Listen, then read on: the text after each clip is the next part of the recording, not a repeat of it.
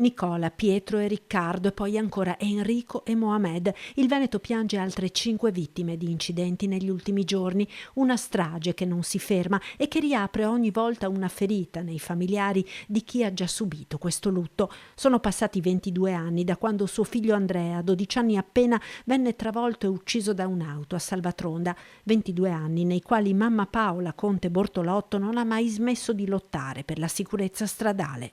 Ogni morto è una sconfitta e il fatto è che si potrebbe fare e non si fa, e quella è anche la mia e la grande rabbia di noi familiari, perché noi ci battiamo proprio perché vorremmo evitare agli altri la sofferenza che noi conosciamo molto bene. Con il gruppo Non correre a corri, Paola Conte porta avanti iniziative sul territorio per la prevenzione degli incidenti, ma quello che manca, dice, è una strategia nazionale, non a spot, con lezioni nelle scuole, formazione nelle autoscuole, infrastrutture sicure.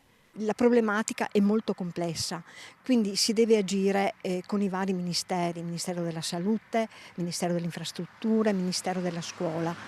Questo piano che esiste nazionale per la sicurezza stradale non decolla, non si capisce perché.